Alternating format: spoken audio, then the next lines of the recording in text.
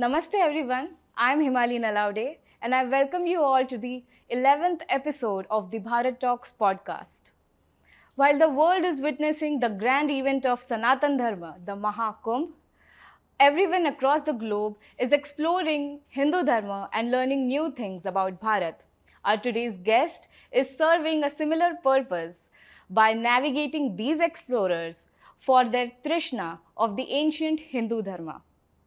Dr. Vimal Patel holds a PhD in nutritional biochemistry from the University of California and is qualified as an Ayurveda Ratna from the Allahabad University, adding feathers to his hat of traditional Indian medical science and neuropathology. Dr. Vimal Patel is a founding member of India Community Center, the Geeta Mandal of Indianapolis, and its Bala Gokulam, a past director of Vishwa Hindu Parishad America, a founding member of the Hindu Temple of Central Indiana, Hindu American Vanaprasthi Network, a board member of Center for Interfaith Cooperation in Indianapolis. Today, he will be sharing with us his experience of being the navigator as a board member of the Hindu University of America. Namaste, sir. Namaste. Since a strong connection came up between you and Prayagraj while I was introducing you, so I would like to begin the interview on the same note. Do you plan to visit or you have already visited the Mahakumbh? And what are your thoughts on the same? So, Mahakumbh I have not visited. However, last year we had visited almost all the places that associated with Mahakumbh activities now, as well as many of the our so-called Char Dham Yatra. We have been there as well. So this year we are trying to avoid the crowd. So we asked Ganges, Mother Ganges, to forgive us for not going at the Mahakumbh time. Okay. So she was very forgiving. So said, okay, my son, you are fine. Okay, sir. So, coming to the main topic, please tell us what the Hindu University of America is and how did you came into association with the institution? Right. So, Hindu University has been in existence since 1993. However, it was sort of dormant for last 20 years or so, and we had given PhD and masters earlier, but then for some reason or the other, the person who started this university, namely Dr. Tilak, he met with an accident, he passed away, and then it had gotten into sort of regression. In 1919, we began sort of reincarnation of the university and taken up in a very regular and very professional way. So we have been actively pursuing the different courses. We offer more than 200 courses actually, and 6 different fields. But mainly, we are currently giving PhD and MA in Sanskrit.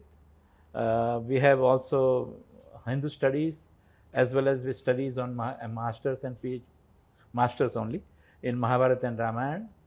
So we have taken up our scriptural values that our scriptures portray in terms of both Mahabharata, Ramayana and Upanishads. We have courses in different Upanishads as well. So, however, what we discovered in the last 4 or 5 years is that most of our people, most of the students who take courses in Hindu University are adult kind of people. Our average age has been more than 50 years. So we thought we need to really change now the emphasis from just the scriptural studies to some sciences that actually would attract our diaspora growing up in the USA in this case. In fact, you may be happy to know that we have more than 100 countries where people have taken courses in Hindu studies as well as any other fields that we offer, masters and PhD. And also, just about 4 months ago, we acquired a California College of Ayurveda. So I will rather focus something about Ayurveda, because that so happened that we wanted to start two things. One is School of Ayurveda that actually is a concern for entire world. The healthcare cost is getting out of hand, and the medical system based on a biomedical model currently that we practice is not able to deal with the crisis of chronic diseases, cardiovascular disease, cancer, and even joint disorders and so on. So therefore, we are quite very happy and excited actually to have been able to acquire a College of Ayurveda. And I will share some more thoughts about College of Ayurveda if you like to know more about it, because it's something that India has. It's an original of Indian system of medicine, and it is the system that gave the world surgery, for example, and even how to suture things properly. Even today, one of the most crucial surgery that is done for anal fistula is our Ayurvedic thread, that actually when you apply it, it will dissolve when the wounds are healed on its own, the way it is sutures are prepared. So Ayurveda still has many things to offer, both for prevention as well as some of the treatment that are non biomedical treatment, and yet very helpful for recovering by increasing the health of a person. So that is why we are now focusing on the how do we recruit as many people as we can into the Ayurvedic program. Currently, we have about 250 students enrolled in Ayurvedic programs, so 3 or 4 different areas of activities. And if you have some more question about that, we can share. Since you are talking about Ayurveda, what approach do you think is appropriate, since the world is now realizing the power of Ayurveda? Maybe slowly, but they are realizing it. So a lot of people are looking forward for getting their treatments done in India.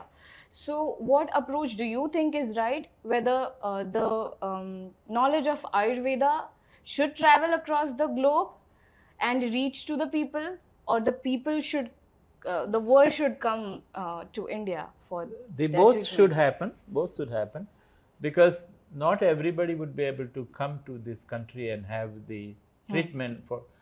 But treatment can be had, but Yes. Education cannot be. And if you want to really preserve, promote, and protect the well-known system of prevention of disorders or diseases, then Ayurveda need to be taught in foreign countries. In this case, our Hindu University of America exists in the USA, and we have taken up this with the idea that our diaspora, if you really look at it, Indians, at about 28% of the physicians are of Indian origin.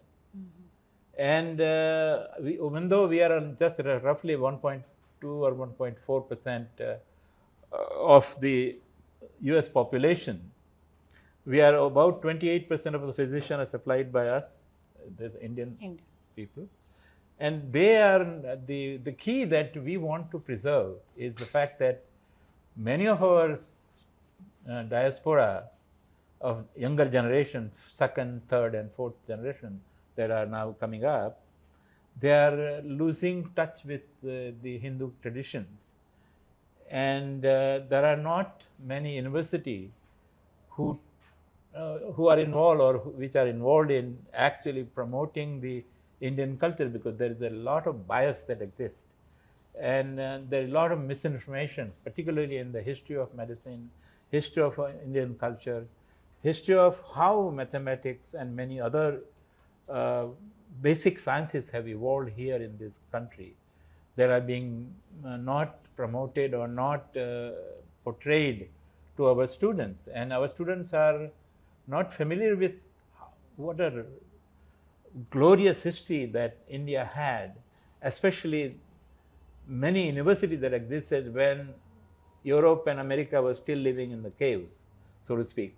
So it is an opportunity for us to bring out the best of the Indian heritage, both in terms of the medical system as well as economic system like mathematics, uh, economics, as well as the health as a whole, which is really the key for bringing harmony and happiness to all people. Really, if you are healthy, both mentally and physically, automatically you will create harmony in the society. So, healthcare is the key focus for any society. It doesn't matter whether you are in India, America, or Europe, or anywhere else on the moon if you like. Of course, we still have a long way to go for that. Anyways, so we are actually making some impact. And our aim is to not simply promote Ayurveda, but also bring exchange program, because Ayurveda is highly evolved here, and there are many centers. They are at the top of their game. So we want to establish a collaborative efforts wherever these Ayurvedic centers exist, so that we can exchange our students both ways, from here to there and there to here, particularly for clinical practices that we want to promote to the students who are enrolled in Hindu University of America. Can you please tell us more about the role of the Hindu University of America in broader academics and spiritual world?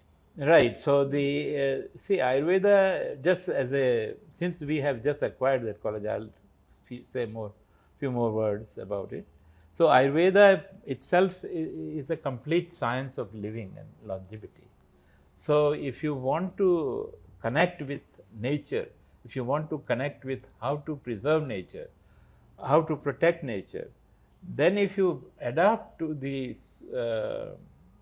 world view of Ayurveda, which really originates from the creation itself, how the creation comes about, and what are the elements as to how we ourselves is just simply a part of the totality of the creation. So when we understand our role in the creation, then we are able to not only maintain good health, but also we bring about a harmony in amongst all beings, not just the human beings, but all the other beings. So that knowledge is actually now driving the world in a way that how do we protect the environment from degradation? How do we protect the different societies from getting on each other's or fighting with each other? So this Ayurveda is a complete science of not only promoting personal and individual health, but also health of the society, health of a village, if you like, or a city, or a country, or the world. So this is a unique science of living and longevity that allows to collaborate with different aspects of our lives and different countries, because ultimately everyone wants to be healthy. And if you are not healthy, it doesn't matter how good you may have ideas to do something, you cannot put into practice. And so the health is the primary or at the center of any cooperative aspect that you want to promote for the world's peace. So harmony, peace, health, they are totally interconnected. Yes. So Ayurveda is this link, is a glue that connect all field of sciences, because every science is ultimately connected to how well we portray ourselves to all other beings, amongst ourselves, amongst our different genders and what have you. So it is one of the best areas that Bharat can contribute to the world. Since you mentioned about Ayurveda for the world, there is a common issue that leaves no part of the world untouched, that is sedentary lifestyle. So, there are a lot of issues like that. So, one is sedentary lifestyle. So, what does Ayurveda teaches the world about the same? So the Ayurveda, see, there are two most important aspects of Ayurveda. If I were to just distilled it, the Ayurveda's approach to nutrition and lifestyle. When we say nutrition, what kind of diet is suitable for what kind of personality? Because Ayurveda has a very detailed science as to how to relate different food materials, different thought processes that comes to us from outside. How do we process them? So this the unique identifying factors of personality in Ayurveda, we call it you either a Kapha personality or a Vayu personality or a Pitta personality. So accordingly, because there is the where the medical science stops. Medical science only looks at nutrition in terms of calories or proteins, or carbohydrates, or and fats. But Ayurveda looks at beyond that. Those are already included, but what kind of impression or what kind of after effect after having a food is taken, it will produce in your system. For example, the food that can produce vata prakriti. So a person with a vata prakriti, if he is eating let's say too much salt and too much hot stuff, then that vata will go up and create disturbances.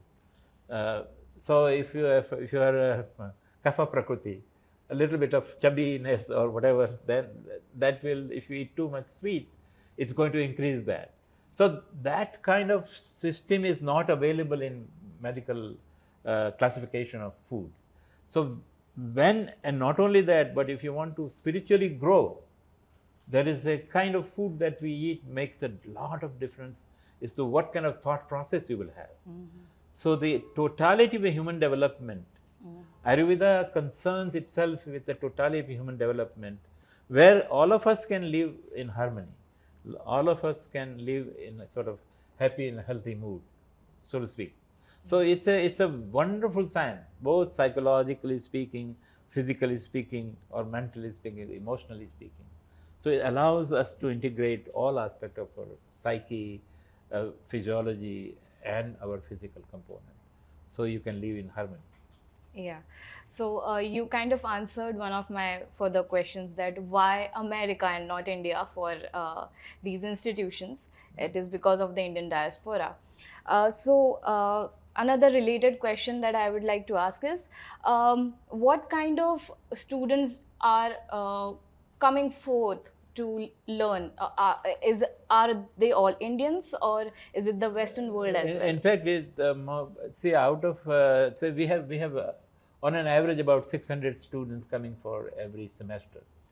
I would say 80% or 80 to 85 to 90% actually would be a white population. So maybe 10% or so Indian, but so it's quite good ratio, because Indians are only about 1 to 2% of 1.5% population of the country. But thus far we had mostly adult were coming. Now that we have acquired actually college, where we give professional degree, they can go and earn living. See, so far we were making it available for students who have interest in Hindu culture. Now we have a professional degree where they can actually use it for their livelihood. And therefore we think not only we want to deal with Ayurveda, because many of our students are either going to medical school, engineering school, pharmacy, or all technical schools. Most of our students, most of our diaspora children are in technical schools. As I mentioned, that many of the scientists and physicians and professionals um, make up more than 20 to 30% of our population is in that field. So now, what we are aiming at, we are trying to either acquire or create a new institution. One of the institutions we are very much interested in, we are working on it, is the artificial intelligence and computational sciences.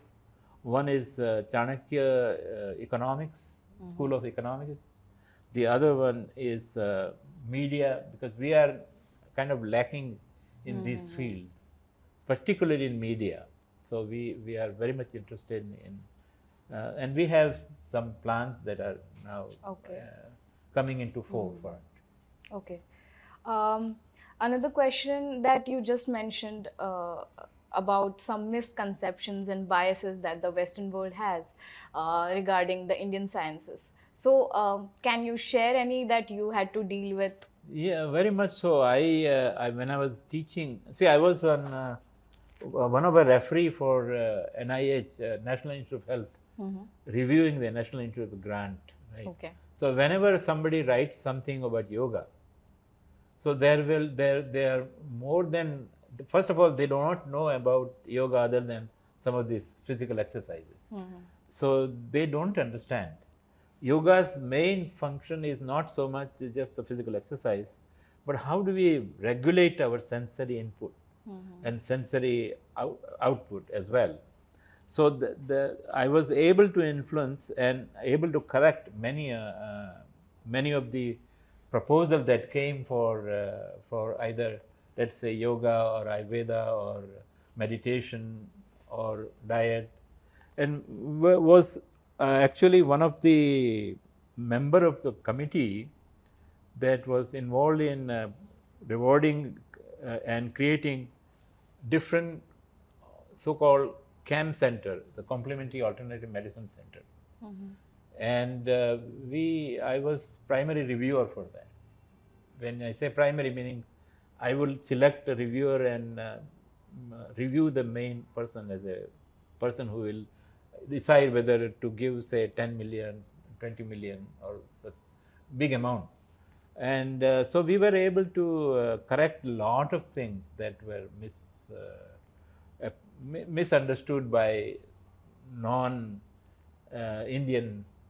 And in fact, Indians are more skeptical than the whites, actually, I would say. But since I had the first-hand knowledge, so I was able to convince not only through my conversation, but through scientific explanation. So we were able to, we had given about $24 million to, for example, Maharishi Mahesh Yogi centers in Iowa. A few more universities we have been able to give. So we distributed about $130 million through this process. So many corrections now have taken place, but it's still, generally speaking, there's a lot of bias. So when somebody do not know anything about it, right, they will either dismiss it, or they will say, I don't know enough. And so if you don't find a right person, then it gets sort of sidelined. So yeah, we have been able to change the perception in a big way. In the last, see, I've been retired for more than 15 years, but I was also on panel for 12 years. So a lot of change occurred at that time. And we were able to create 12 to 15 different centers of excellence in complementary alternative medicine. So it's now going on, so it is now recognized. Ayurveda is one of the recognized field of studies in healthcare. About the university, as the university carries the word Hindu with it as its identity. So, have there been any objections for the Indeed, university indeed. or any So, courses? yes, indeed. Lot of we have debated this in 2018, when we gave a reincarnation to Hindu University. Uh, some 80 of us got together, and we debated whether to call a Sanatan University or Hindu University or Vedic University. So we took a vote. So maximum vote was given to Hindu University. So we accepted that. Yes, it gives, see, a lot of intellectuals have a bit of a, how should I say, inferiority complex for calling themselves Hindu. But now, because of our India's image now, people have overcome, or they are overcoming, for sure. Even my own children who didn't like to be identified were Hindus, they are very proud to call themselves Hindu now. So it is changing. It's not completely gone. So I go to many schools. They invite us to,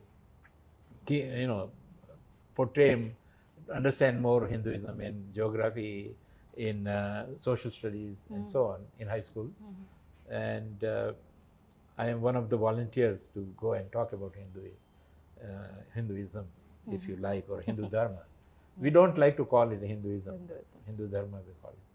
And I think there is a good acceptance now, but I would say people, general people, have very little knowledge. Academia are biased. General people do not know much. But now what is happening, that there are about, I would say, 5 to 10% of college students, as well as in high school, would be of Indian origin. So they have they bring their parents or the other experts to talk about. So high school children are getting some proper value or proper understanding of Hinduism. Considering the response that the courses are receiving, what future do you see for the institution? Right. I think that is a very good question. Collectively we have to talk about this, because it's a you are streaming against the current, because it's not, I mean, despite we are very small in terms of number, but at the same time, because if you look at about 18% of the professors in the different fields are of Indian origin. Maybe about 20-25% of the engineers are of Indian origin. Pharmacists, you take it, any technical subject, we are there in big numbers. So people do get exposed to Indian Bharatiya culture in some fashion. So things are changing, but there are two negative things, I would say, because we are very successful people. So people are somewhat jealous about our success. They just can't get it. What the hell is going on? Why Indians are everywhere? Because it's a normal thing. If you go to some other country and you succeed like anything, any Indian, they will be about 80% of us are at least graduate, right? Or even it's more even. And our generation are almost 90% of us, our children, diaspora, second generation, third generation, or even 95% would be high school, and I would say 80-85% would be graduate from college. When I say graduate, means college graduate, either a bachelor's degree or master's degree. So our diaspora is doing very well. It is also going to have some untoward effect, because there are a lot of forces who promote us as taking their jobs and what have you. So we are trying to play a game essentially. How do we counter that? So all our organizations are aware of that kind of scenario, and we are taking steps to avoid overexposing ourselves as a super talented, like Jews are targeted, right? So now Hindus are being targeted also, to some degree. Our temples are attacked. Our sometimes our women who are Wearing bindi. yeah, the dot buster. You must have heard that, right? So those kind of thing happens, but it's changing. It's not too serious, even though it is there. So you can say some prejudice does exist, but it's a positive prejudice, not a negative prejudice. Okay. That seems like a good picture. Yeah, it's a good picture. But that was supposed to be the last question. But since you mentioned it and it is not leaving my mind, why not Hinduism and why Hindu Dharma? Because this can go on the topic, but a quick reply to the I can question. give you a quick clarification. See, the ism, when we say ism, it is an ideology that most people, when somebody says Islamism or Islam or Christianity or Judaism, it has a very specific connotation, and they have all of these Abrahamic traditions have a complex they call superior complex. Only our God, not the rest of it. Whereas dharma is not dharma means sort of, if you look at the Sanskrit definition of dharma, dharati iti dharma, that which sustained, whatever is to be sustained is dharma. So dharma, it doesn't have any this belief or that belief. It is, suppose I say this water is clean, that clean water is a dharma of a water. Is fire is to heat or to burn is dharma of a fire. So human being dharma is to really sustain each other. So now they are beginning to see dharma as a different from religion. Before, Hinduism was just equated with any other ism like the Judaism, Christianity, and Islam, where they have a certain belief. Our God is the only God. The rest of our heathens or kafirs or whatever that people negate it. So therefore, we insist not as a religion, but we insist as a dharma is respecting, honoring everyone, and denigrating no one. Is sort of a Hindu way of looking at the world. That world is not separate from you. Nobody is alone. Everyone is interconnected. And as long as you learn that interconnectedness exists amongst every system, from the atoms to the galaxies, or star, if you like, however you like to, but galaxies, let us say, so that anything you think is shaking the universe. Every thought of yours actually controls the universal movement. So don't consider any small thought that comes to you, and if you can focus on it, it will manifest it.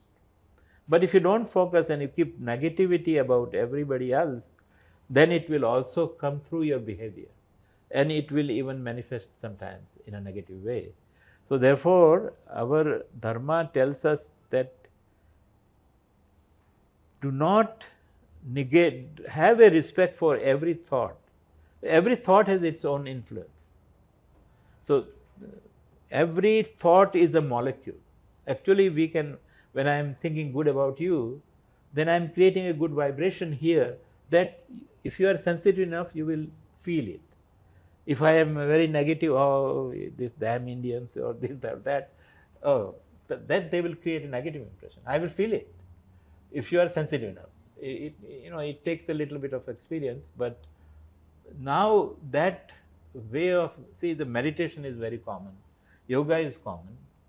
See, I don't know, I think in US alone, maybe 8 to 10 million people or even more, maybe 20, 25 million. I don't know the exact figure, you can look it up on Google.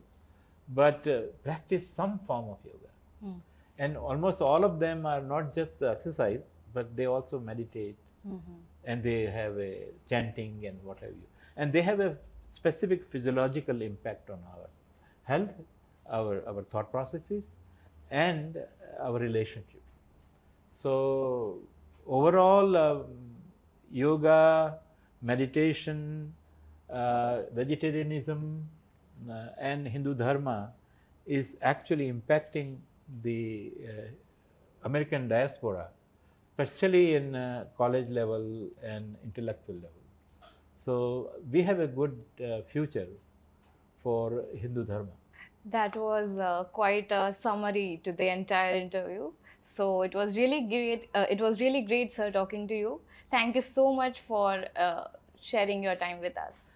It's my pleasure, and I really appreciate for giving me the opportunity to chat with you and your audience here. That Hindus are a good ambassadors in foreign countries for our culture. Thank you so very much. Thank Namaste. you. That's it for today's episode. Stay tuned for more of such insightful discussions about Bharat. Until then, namaste.